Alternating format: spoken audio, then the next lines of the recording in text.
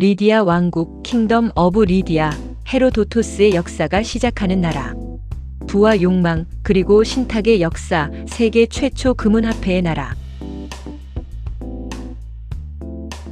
서양 역사의 아버지라 불리는 헤로도토스의 역사, 그리스와 페르시아라는 두 거대 문명의 대충도를 다룬 이 장대한 서사시의 첫 페이지는 뜻밖에도 지금의 튀르키예 땅, 소아시아에 존재했던 한 부유한 왕국의 이야기로부터 시작됩니다. 수도 사르디스를 중심으로 기원전 1200년경부터 번영했던 나라, 바로 리디아 왕국입니다.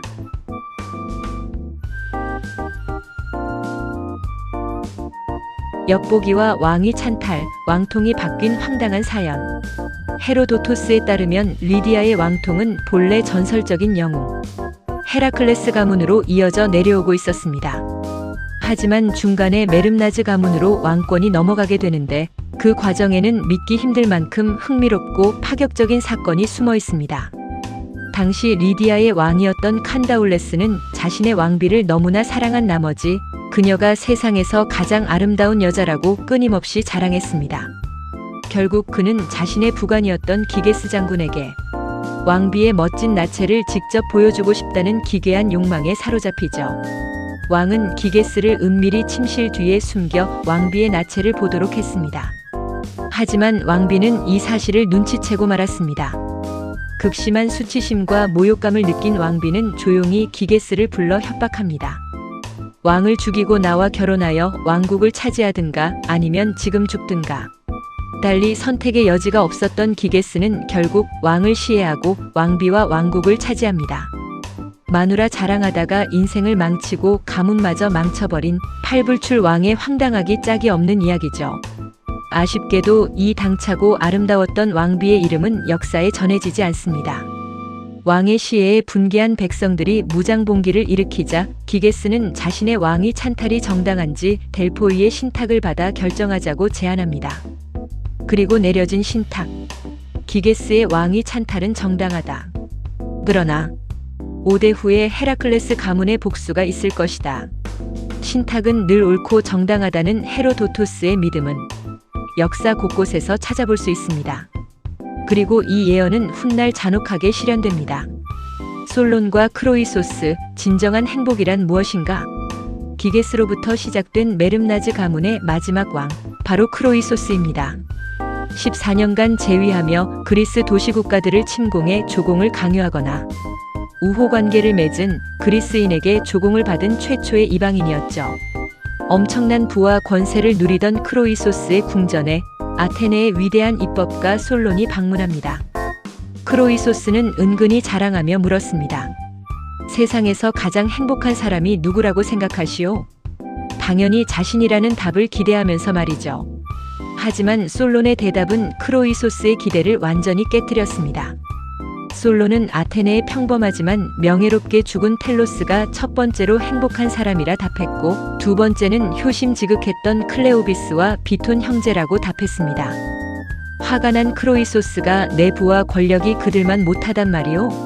라고 묻자 솔론은 유명한 명언을 남깁니다. 왕께서 막대한 부를 소유하고 많은 백성을 다스리고 계신다는 걸 저도 잘 알고 있습니다. 그렇지만 지금 왕께서 물으신 것에 대해서는 왕께서 훌륭하게 생애를 마치셨다는 걸 알 때까지는 저로서는 대답드릴 수 없습니다.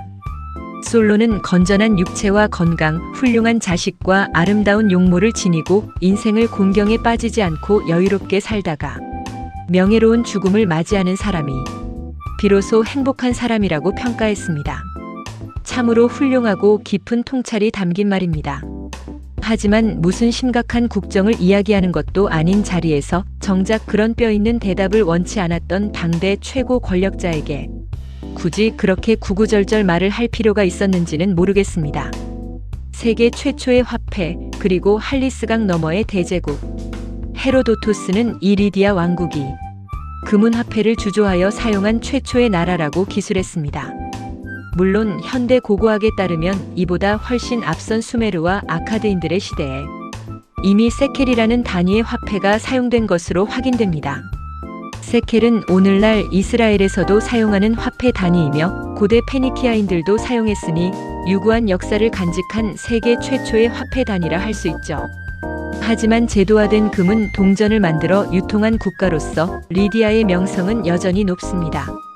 당시 소아시아의 지도를 보면 할리스강을 경계로 서쪽은 리디아, 동북쪽은 미디아, 동남쪽은 신바빌로니아가 지배하고 있었습니다. 참고로 오늘날 할리스강의 흐름은 헤로도토스가 묘사한 것과는 많이 다릅니다.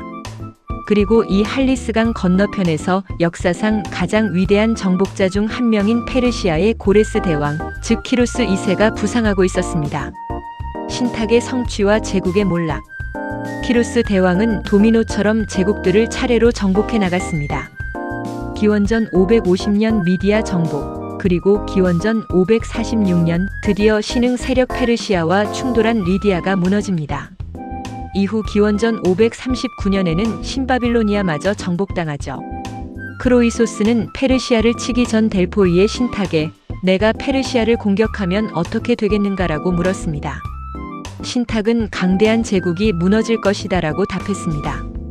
크로이소스는 그 제국이 페르시아일 것이라 착각했지만 무너진 것은 바로 자신의 리디아 제국이었습니다. 5대 전 기게스가 왕위를 찬탈했을 때 내렸던 그 신탁.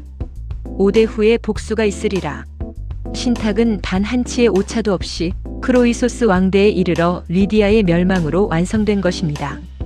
막대한 금과 부를 누렸으나 끝내 신탁과 역사의 흐름을 피하지 못했던 리디아 왕국.